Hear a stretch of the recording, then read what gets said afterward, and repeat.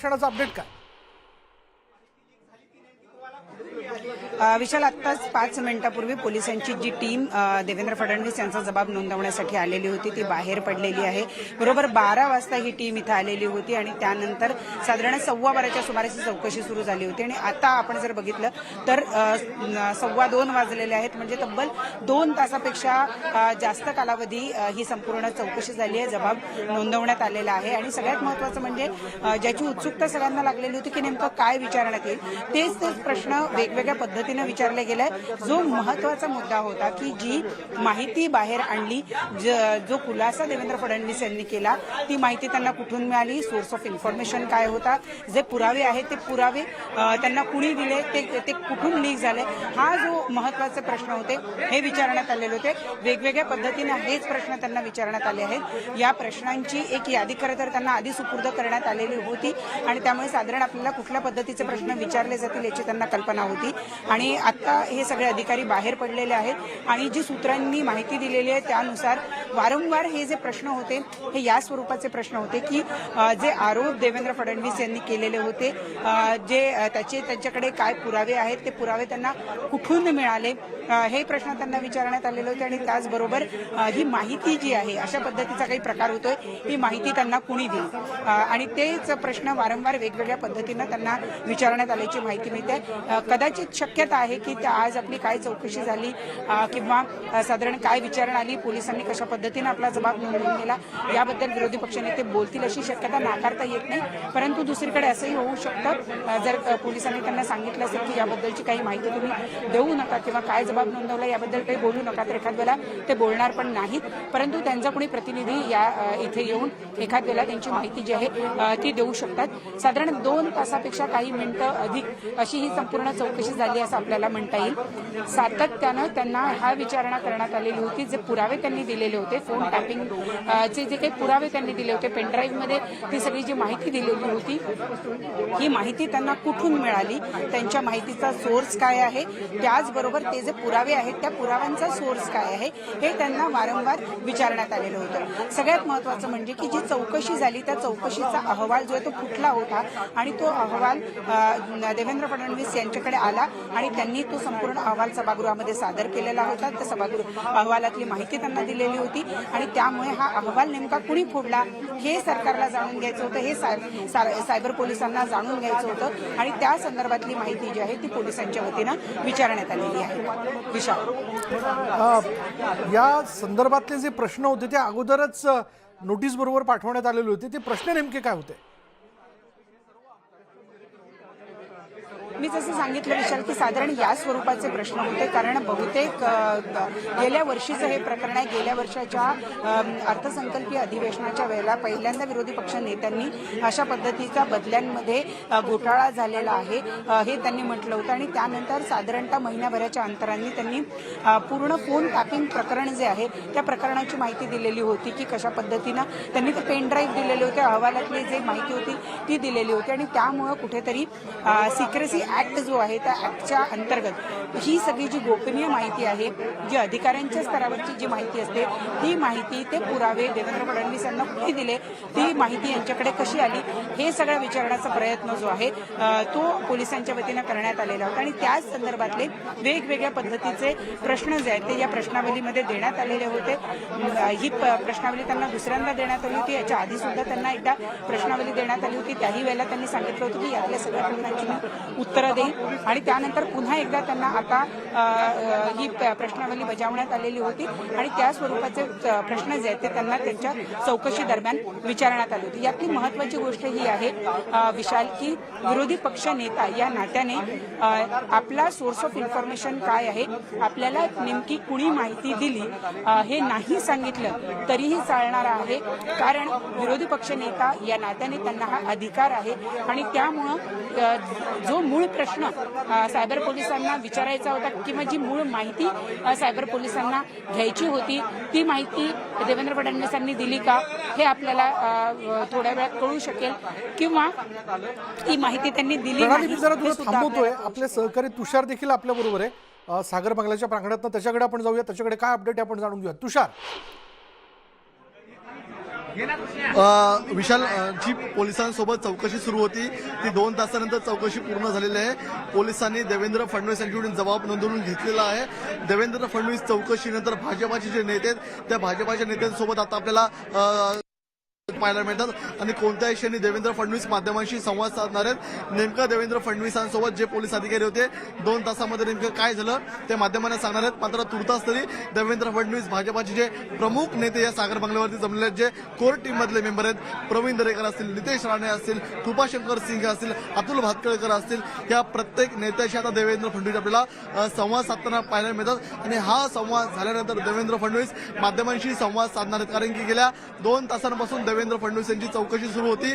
2 तासांमध्ये देवेंद्र फडणवीसांना प्रामुख्याने 2 प्रश्न विचारण्यात आले होते की तुम्हाला नेमकी ही माहिती मिळाली कुठली, याचा सोर्स काय आहे आणि ही माहिती तुम्ही नेमकी काढली कुठून होती, हे 2 प्रामुख्याने त्यांना प्रश्न विचारण्यात आले होते.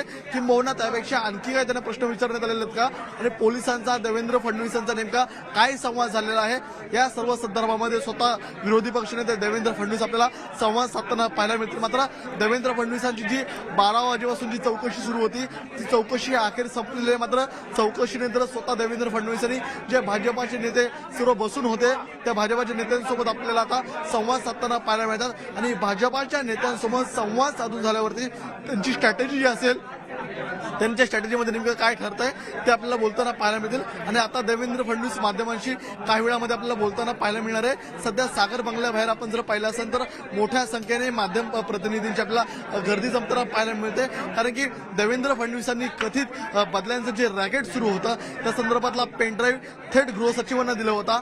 त्या पेनड्राईव्हमध्ये नेमका किती डाटा होता ते सर्वात महत्त्वाचं. कारण की 8.1 जीबीचा जो डाटा देण्यात आला होता त्या 8.1 जीबीच्या डाटामध्ये देवेंद्र फडणवीसांनी अनेक महत्वपूर्ण या ठिकाणी आरोप जे केले होते त्या आरोपांचा पुरावा होता. कारण की त्यामध्ये पोलीस अधिकाऱ्यांची बदली होत असताना किती पैसे घेतले जातात या संदर्भातली सगळी आकडेवारी होती आणि ती आकडेवारी पुटअप केलेली आहे. त्यामुळे आता काही वेळापूर्वी जी दिलीप वळसे पाटील गृहमंत्र्यांची प्रेस झाली त्या प्रेसमध्ये जरी त्यांनी म्हटलेलं असेल की आम्ही देवेंद्र फडणवीस यांना आरोपीप्रमाणे बोलवलं नाहीये किंवा आरोपींप्रमाणे त्यांची चौकशी केली गेली नाहीये. मात्र विशाल आपल्याला या ठिकाणी सांगावं लागेल की विधिमंडळाचं एकीकडे अधिवेशन सुरू आहे आणि विधिमंडळाचं अधिवेशन सुरू असताना विरोधी पक्षनेत्यांना चौकशीला बोलवणं, विरोधी पक्षनेत्यांचा जबाब नोंदवणं, हा विरोधी पक्षनेत्यांवरती दबावाचं राजकारण सुरू असल्याचं या ठिकाणी भाजपाच्या आमदारांकडून सांगितलं जातं. कारण की भाजपाच्या नेत्यांना संपवण्याचं जे षडयंत्र रचलं जात होतं त्या संदर्भातला गौप्यस्फोट देवेंद्र फडणवीसांनी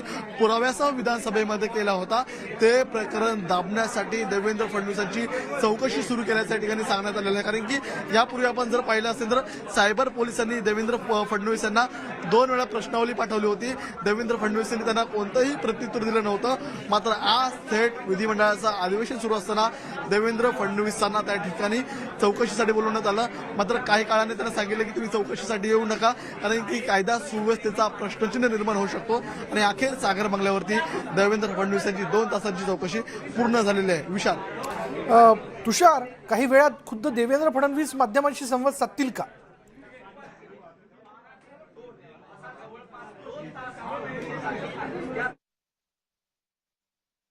तुषार, तुला माझा आवाज येतोय?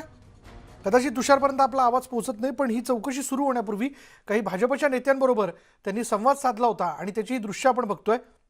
आत्ता या क्षणाला ही चौकशी पूर्ण झाल्यानंतर म्हणजे तब्बल 2 तास ही चौकशी जी ती सुरू होती आणि त्यांचा जबाब नोंदवल्यानंतर आता पोलीस जे तिथून रवाना झालेले आहेत आणि त्यानंतर पुन्हा एकदा भाजपचे जे आमदार त्यांच्या समर्थनार्थ तिथे जमलेले होते, त्याचबरोबर भाजपचे काही नेते ते देखील तिथं आलेले होते, ते सगळी प्रमुख लोक आता पुन्हा एकदा देवेंद्र फडणवीस यांच्याशी संवाद साधतायत आणि त्याचीच ही दृश्य आहेत. पुन्हा एकदा आपण जाणार आहोत तुषारकडे. तुषार, आता परत एकदा भाजपचे जे महत्त्वाचे आमदार आहेत ते आतमध्ये देवेंद्र फडणवीस यांच्याशी बोलतायत का आणि त्यानंतर देवेंद्र फडणवीस माध्यमांशी बोलणार का? विशाल, कोणत्याही क्षणी देवेंद्र फडणवीस आपल्याला बाहेरून माध्यमांशी संवाद साधताना पाहायला मिळणार आहे आणि नेमकं चौकशीमध्ये 2 तासामध्ये काय झालं ते माध्यमांना सांगताना आपल्याला पाहायला मिळणार आहे. आता देवेंद्र फडणवीस भाजपाचे जे कोर टीममधले मेंबर आहेत त्यामध्ये नितेश राणे असतील, प्रवीण दरेकर असतील, प्रसाद लाड असतील, अतुल भातखळकर असतील, या सर्वांशी आपल्याला संवाद साधताना पाहायला मिळतात. कारण की 12 ते 2 ही 2 तास आपल्याला देवेंद्र फडणवीसांची चौकशी सुरू असताना पाहायला मिळाली होती. मात्र भाजपाचे नेते आपल्याला त्या सर्व देवेंद्र फडणवीसांची वाट पाहत होते की कधी त्यांची नेमकी चौकशी पूर्ण होणार आणि चौकशी संपल्यानंतर झाल्यानंतर देवेंद्र फडणवीस यांनी या सर्व नेत्यांना बोलवून घेतलं. आता बंद दारात आपल्याला विरोधी पक्षनेते देवेंद्र फडणवीस यांच्यासोबत आपल्याला या सर्व नेत्यांची आपल्याला चर्चा सुरू असल्याचं पाहायला मिळते. कारण की देवेंद्र फडणवीसांची जेव्हा चौकशी सुरू होणार होती त्यापूर्वी देखील देवेंद्र फडणवीस यांनी कोर टीम मधल्या सर्व सदस्यांसोबत आपल्याला संवाद साधताना पाहायला मिळाले होते. आणि आता आफ्टर मीटिंग चौकशीनंतर देखील आता आपल्याला सर्व सदस्यांशी संवाद साधत आहेत.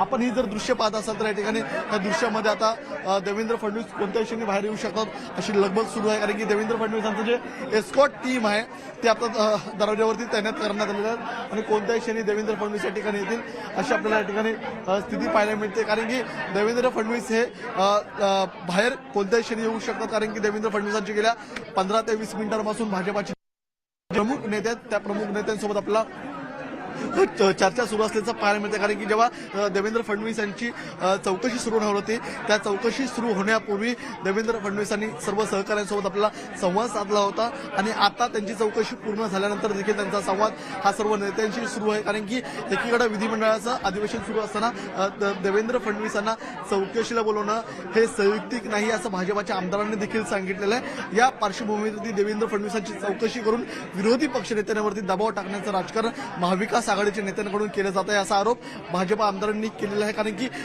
4 दिवसांपूर्वीच देवेंद्र फडणवीस यांनी भाजपाच्या नेत्यांना कशा प्रकारे संपवलं जात आहे ह्याचं षडयंत्र रचल्याचा त्यांनी गौप्यस्फोट केला होता. त्या संदर्भातले पुरावे त्यांनी या ठिकाणी सीसीटीव्हीचे जे फुटेज आहे ते विधानसभा उपाध्यक्षांकडे दिले होते आणि या सर्व संदर्भातली सीबीआय चौकशी करा असं म्हटलं होतं. यानंतर अजूनही गृहमंत्री दिलीप वळसे पाटलांनी या संदर्भातलं कोणतंही प्रत्युत्तर दिलं नाहीये. मात्र या ठिकाणी दुसरीकडे देवेंद्र फडणवीस यांची चौकशी या ठिकाणी करण्यात आलेलं आहे. सुरुवातीला देवेंद्र फडणवीसांना बीकेसी पोलीस स्थानकामध्ये हजर राहण्यास सांगण्यात आलं होतं. मात्र कायदा सुव्यवस्थेचा प्रश्नचिन्ह निर्माण होऊ शकतो असं इंटेलिजन्स जेव्हा पोलिसांना मिळालं तेव्हा पोलिसांनी स्वतः देवेंद्र फडणवीसांना फोन करून सांगितलं की आम्ही तुमची चौकशी करण्यासाठी सागर बंगल्यावरती येत आहोत आणि ही चौकशी आता पूर्ण झालेली आहे. मात्र 2 तासांच्या चौकशीमध्ये नेमकं देवेंद्र फडणवीसांना काय प्रश्न विचारले गेले, 2 तासांच्या चौकशीमध्ये देवेंद्र फडणवीसांकडून त्यांना काय नेमकं प्रत्युत्तर मिळालं, ह्या सर्व प्रश्नांची उत्तरं विरोधी पक्षनेते देवेंद्र फडणवीस आपल्याला माध्यमांशी काही वेळानंतर आता संवाद साधतील तेव्हा ते देताना पाहायला मिळणार आहे. मात्र विधिमंडळ अधिवेशन सुरू असताना विरोधी पक्षनेत्यांची चौकशी केल्यामुळे आता राजकीय संघर्ष अटळ आहे आपल्याला या ठिकाणी विशाल बोलावं लागणार आहे. कारण की उद्या विधिमंडळाच्या अधिवेशनामध्ये भाजपाचे सर्व आमदार या ठिकाणी आपल्याला आक्रमक होताना पाहायला मिळणार आहे. कारण की आता जी आतमध्ये बैठक सुरू आहे त्या बैठकीमध्ये अर्थातच उद्याच्या अधिवेशनासंदर्भातली स्ट्रॅटेजी आखली जाऊ शकते. कारण की गेल्या अनेक दिवसांपासून भाजप आपल्याला आक्रमक होतं. तो मुद्दा होता नवाब मलिकांचा राजीनामा. मात्र आज विरोधी पक्षनेत्यांची चौकशी केल्यामुळे विरोधी पक्षनेत्यांवरती दबाव टाकला जातोय का ही व्यूहरचना या ठिकाणी विरोधी पक्षनेत्यातल्या सर्व आमदारांकडून आखली जाते. आज विशाल आपण जर पाहिलं असेल तर सागर बंगल्यावरती मोठा पोलिसांचा फौजफाटा आहे, माध्यम प्रतिनिधींची गर्दी आहे. तर दुसरीकडे संपूर्ण महाराष्ट्रभरामध्ये आपल्याला भाजपाचं आंदोलन तीव्र होताना पाहायला मिळतंय. अशा पार्श्वभूमीवरती कायदा सुव्यवस्थेचा प्रश्नचिन्ह निर्माण होऊ नये हे गृह खात्याने जर केलं असतं तर अधिवेशन काळामध्ये ही चौकशी केली नसती. अधिवेशन काळामध्ये ही चौकशी केल्यामुळे विरोधी पक्षनेत्यांवरती दबाव टाकण्याचं काम या ठिकाणी केलं जातंय असा आरोप भाजपाच्या नेत्यांकडून केला जातोय. भाजपाच्या नेत्यांचं असं म्हणणं आहे की देवेंद्र फडणवीस यांच्या आम्ही पाठीशी आहोत. देवेंद्र फडणवीसांनी कोणत्याही प्रकारची चूक केली नाहीये. त्यामुळे विधानसभेमध्ये आम्ही गृहमंत्र्यांना मुख्यमंत्र्यांना या संदर्भात जाब विचारणार आहोत. कारण की 2 प्रामुख्याने या संदर्भातली वक्तव्य आपण पाहतोय या ठिकाणी नरेंद्र पाटील संवाद साधण्यासाठी नेत्यांसोबत आता ते बसलेले आहेत, चर्चा करतायत. नेमका पुढची रणनीती ठरवली जाते या रस्त्यावर उतरून आंदोलन साहेब करतात. एकदम शांत आहेत, व्यवस्थित आहेत, काही टेन्शन घेऊ नका. थोड्याच वेळात साहेबांच्या वतीनं कोणतरी बोलेल किंवा स्वतः साहेब पाटील बोलतील. असं म्हणाले की याआधी 6 नोटीस देवेंद्र तुम्ही घाई का करताय? स्वतः साहेब व्यवस्थितपणे आपल्याला जे काय आहे ते सांगतील. त्याच्यामुळे सगळ्यांनी रिलॅक्स व्हा. साहेबांका बाल भी बाका नाही हो सकता है. हे काय करणार आहे महाविकास आघाडी? असं म्हणतात पण टेन्शन घेऊ नका. त्याचबरोबर टेन्शन त्यांना आहे, त्यांना टेन्शन त्यांना आहे, आम्हाला नरेंद्र नाही. पाटील त्यांना आहे. कामगार माथाडी नेता वैयक्तिक नरेंद्र पाटील देवेंद्रजींच्या पाठीशी 100% नाही. 10 वर्ष 10 जन्म त्यांच्या पाठीशी उभा राहणारा माणूस आहे. वेळ राजकारण वेळ केलं जातं. आल्यानंतर रस्त्यावर पण उतरणार एवढं पण स्पष्ट आहे. विधिमंडळाच्या काही नाही हो, चौकशी आहे आणि जे सत्य आहे ते बाहेर पडणार आहे. सभागृहामध्ये ज्या वेळेला जबाबदार विरोधी पक्ष नेते बोलतात त्याचं महत्व असतं काहीतरी. हे सत्ताधाऱ्यांना माहित नाही का? आता काही लोकांनी कधी नेतृत्व केलं नाही, पण अजितदादांनी व्यवस्थित उत्तर दिले ना. त्यांना कळतंय ना की काय आहे काय नाहीये. उगीच विरोधी पक्ष नेत्यांना असं पत्र पाठवता येत नाही, पण काय टेन्शन घेऊ नका, ऑल इज वेल.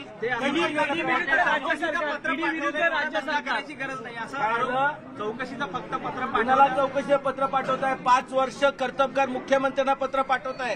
काय नाद करायचा तर कुणाचा नाद करायला पाहिजे? कळतं का काय कुणाला? गोव्यामध्ये जाऊन झेंडा बीजेपीचा घडवून आलेला आहे, अशा माणसाशी तुम्ही नाद करताय. ते काय गल्लीबोळातलं राजकारण खेळत नाही. अरे आमचा नेता दिल्लीच्या राजकारणामधला नेता आहे, त्याच्यामुळे हे काय येणाऱ्या महापालिकेच्या निवडणुका एक मिनिट. गोव्यामध्ये तुम्हाला नाटोपेक्षा ना जास्त मतं घेता आली नाही. अजून किती तुम्ही स्वतःचा अपमान करणार आहात? सरसकट लोकांनी जनता बघतेच ना. येणाऱ्या महापालिकेच्या निवडणुका आहेत, महापालिकाचं त्यासाठी टेन्शन सुरू घेऊ आहे का? नका हो. महापालिका पण टेन्शन घेऊ नका. त्यासाठी हे राजकारण सुरू आहे का अडचणीत आणण्याचा? एक मिनिट बघा. ऐका तर खरं, माझं पण ऐका. थोड्या वेळात साहेबांच्या व्यवस्थितपणे आपल्याला सांगण्यासाठी कोणीतरी येतील, ते व्यवस्थितपणे सांगतील. उगीच तुम्ही योग्य प्रश्न योग्य माणसाला विचारा. पण एक सांगतो, बालबी बाकानी होगा. टेन्शन आहे ना त्यांना झालंय, आम्हाला टेन्शन नाही. अरे आम्ही तर एकदम हसत खेळत चाललोय. पण ऐका ना, ईडी आणि तुमची जी काही रेड आहे त्याला उत्तर म्हणून महाविकास आघाडीकडून अशा प्रकारची रणनीती सुरू आहे असं तुम्हाला वाटतं का? केंद्रीय जे तपास योजना आहेत हे कायद्याच्या चौकटीमध्ये काम करत असते. जर त्यांना काहीतरी घावलं असेल तरच त्या ठिकाणी तपास होणार आहे. जर घावलं नसतं तर तपास कशाला झाला असता? त्याच्यामुळे कुणाला टेन्शन घ्यायला पाहिजे? ज्याला टेन्शन घेते ती कोमामध्ये जात, घरातून बाहेर पडतच नाहीत. आमचा नेता बिंदास आहे, काय टेन्शन आहे? बीकेसीला चालले होते, आम्ही सगळे म्हणलो साहेब काय चालणार, आम्ही सगळेच जाणार. त्यांचीच फाटली आणि ते इकडे आले. त्याच्यामुळे पुढे काय चर्चा करायची? सरकार पाडण्याची वेळ आली का? हे सरकार आता की आता थोड्याच वेळात देवेंद्र फडणवीस देखील त्यांची बाजू आपण या ठिकाणी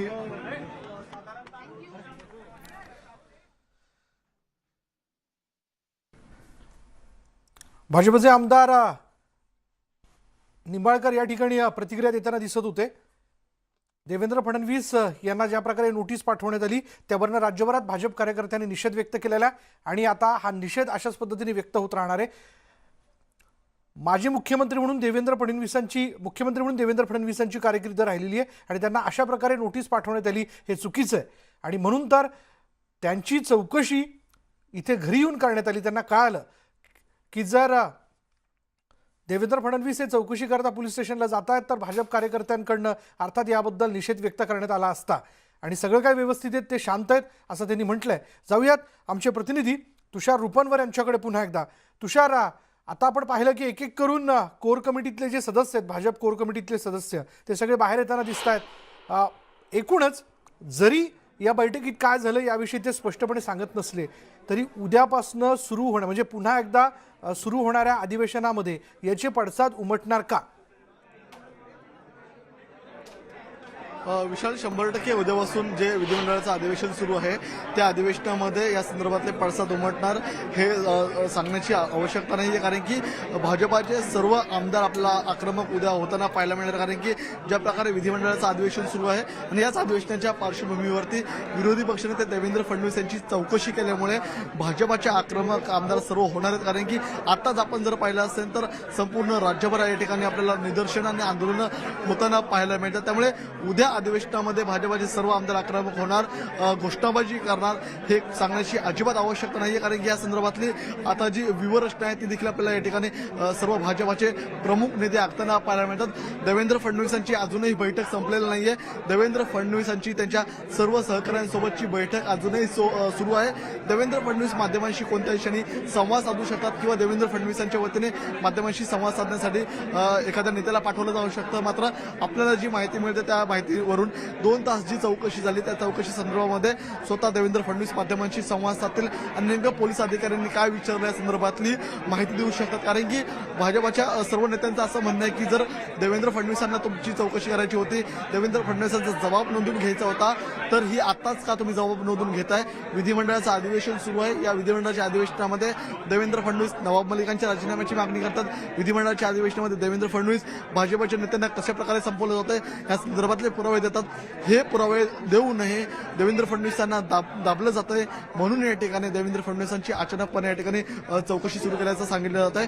त्याचप्रमाणे अजित पवार यांनी एक महत्त्वपूर्ण असं वक्तव्य केलेलं आहे की नोटिसा देणं हे योग्य नाही. त्यामुळे अजित पवारांनी स्वतःच्याच सरकारला या ठिकाणी घरचा आहेर पाठवल्याचं आपल्याला या ठिकाणी पाहायला मिळते. कारण की अजूनही या ठिकाणी महाविकास आघाडीतल्या नेत्यांमधून कोणीही प्रतिक्रिया देताना पाहायला मिळत नाही. मात्र उपमुख्यमंत्री अजित पवार यांची प्रतिक्रिया ही अत्यंत बोलकी आणि महत्त्वपूर्ण अशी प्रतिक्रिया आहे की जे नोटिसीचं राजकारण केलं जात आहे ते नोटिसीचं राजकारण थांबवायला हवं असं अजित पवारांनी सांगितलेलं आहे. आपण जर पाहत असाल तर आता या ठिकाणी सागर या निवासस्थानाबाहेर आपल्याला खूप मोठ्या संख्येने पोलीस बंदोबस्त तैनात करण्यात आलेला आहे. स्वतः देवेंद्र फडणवीसांनी जे सुरक्षा रक्षक आहेत ते दरवाज्यावरती तैनात आहेत. कारण की देवेंद्र फडणवीस हे कोणत्याही क्षणी संवाद साधू शकतात. म्हणून आता तो जो मुख्य दरवाजा आहे देवेंद्र फडणवीसांचा तो देखील आता बंद करण्यात आलेला आहे. आणि देवेंद्र फडणवीस आता कोणत्याही क्षणी बाहेर येतील. देवेंद्र फडणवीसांची गाडी आता सुरू करताना पाहायला मिळतात.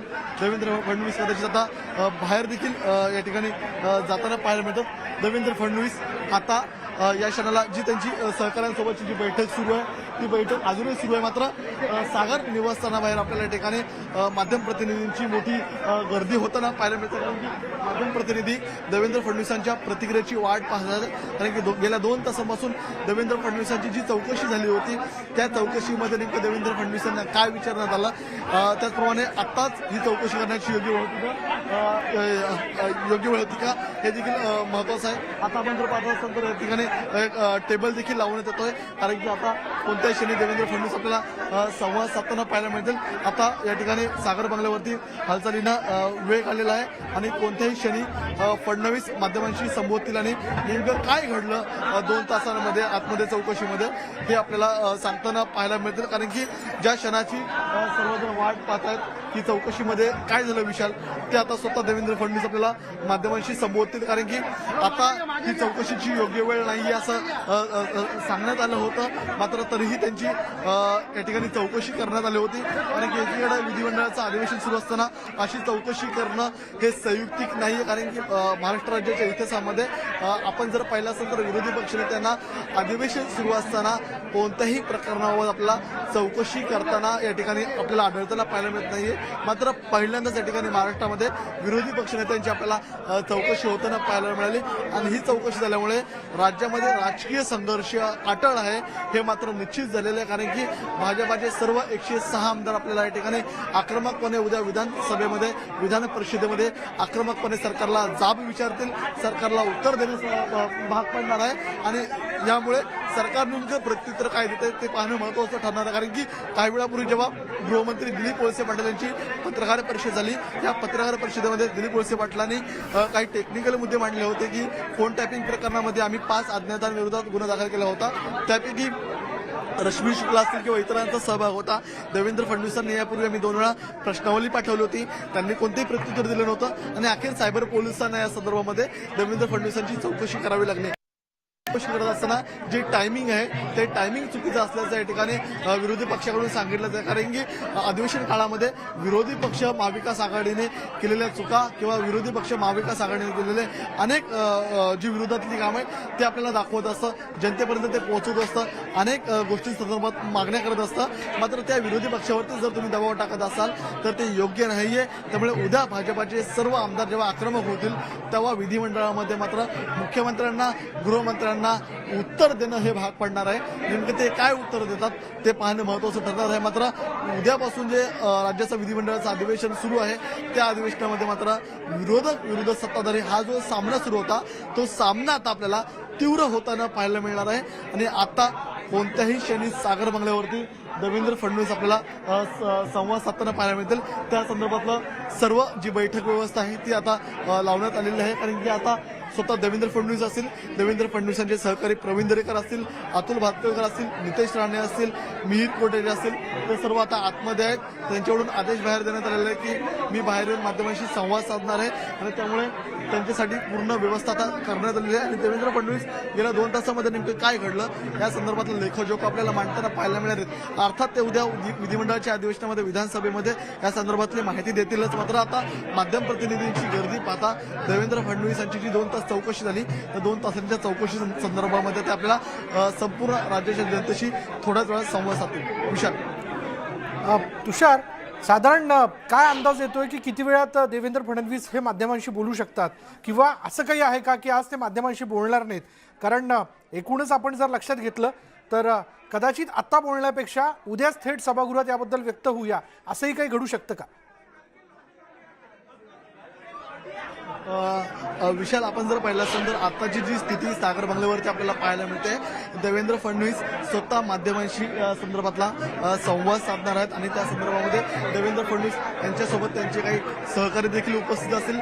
2 तासांच्या चौकशीमध्ये देवेंद्र फडणवीसांचा जो जबाब नोंदवण्यात आला होता त्यामध्ये देवेंद्र फडणवीसांना नेमकं काय विचारण्यात आलं होतं या संदर्भातले टेक्निकल मुद्दे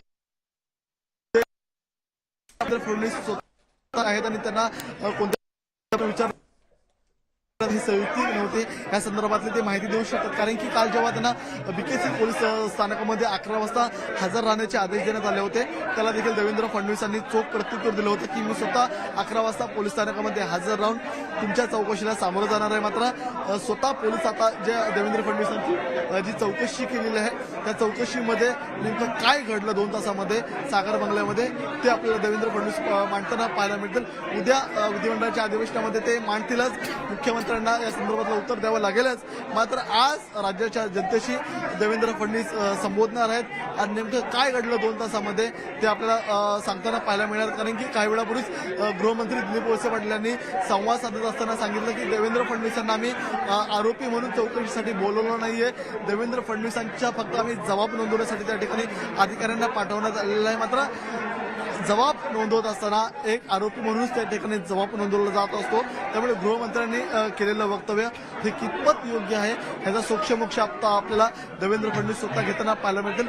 आता देवेंद्र फडणवीस कोणत्याही क्षणी बाहेर येताना पाहायला मिळणार, कारण की या ठिकाणी चेअर देखील लावण्यात आलेला आहे. मला असं विचारायचं होतं सगळ्याच्यात, तू असं म्हणाल की म्हणजे एखाद्या अधिवेशन कालावधीमध्ये एखाद्या विरोधी पक्ष नेत्याची चौकशी होणं हे खरं तर असं कधी घडत नाही, नियमाप्रमाणे ते करता येत नाही असंही तू सांगितलंस. पण गेल्या काही कालावधीत जर आपण डोकावून पाहिलं, निश्चितच असं सांगता येणार नाही, पण हे असं पहिल्यांदाच घडत असावं का? विशाल, आपण जर पाहिलं असेल तर महाराष्ट्राच्या इतिहासामध्ये पहिल्यांदाच विरोधी पक्षनेत्यांची चौकशी ही पहिल्यांदा सुरू असल्याचं पाहायला मिळते.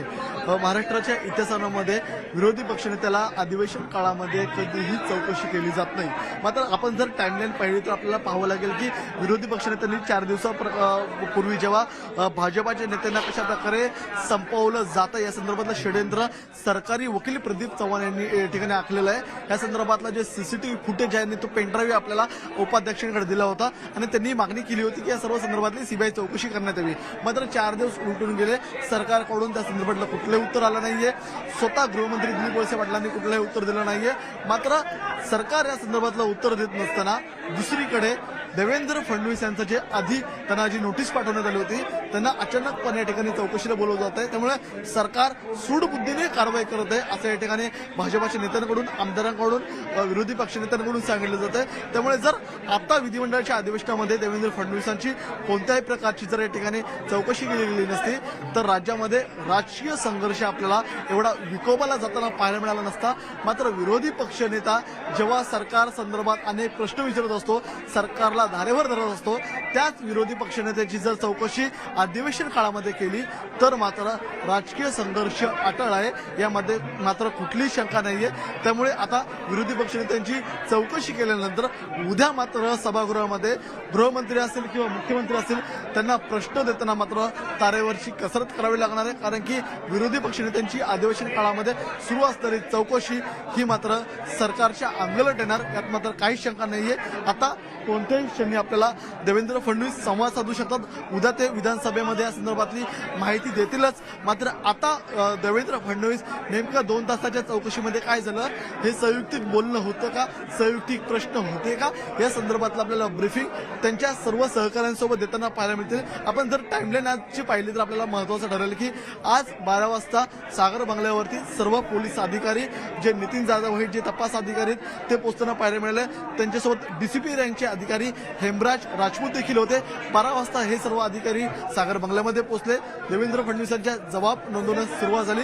2 तास त्यांची चौकशी झाली आणि या 2 वाजता देवेंद्र फडणवीस यांनी आपले जे सहकार्य सर्व कोर कमिटीचे मेंबर आहेत मुंबईच्या त्या सर्व सहकाऱ्यांना आपल्याला या ठिकाणी एका खोलीमध्ये बोलवण्यात आलं आणि देवेंद्र फडणवीस या सर्व सहकाऱ्यांसोबत जवळपास 30 मिनिटं चर्चा केली.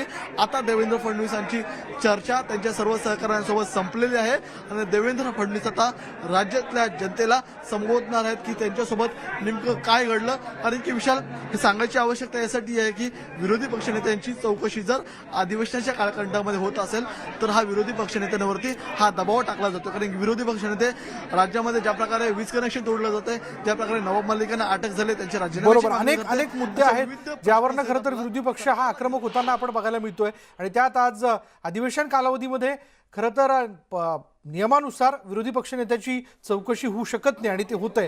ते हे सगळं प्रकरण सरकारच्या अंगलट येऊ शकतं. बघूया थोड्याच वेळात देवेंद्र फडणवीस हे माध्यमांशी बोलतील आणि चौकशीत नेमकं त्यांना काय विचारण्यात आलं याबद्दलचा खुलासाही ते करतील. सगळेजण त्याची प्रतीक्षा करतात. पण तुर्तास या बुलेटिनमध्ये इथेच थांबणार आहोत. पहा फक्त न्यूज 18 लोकमत.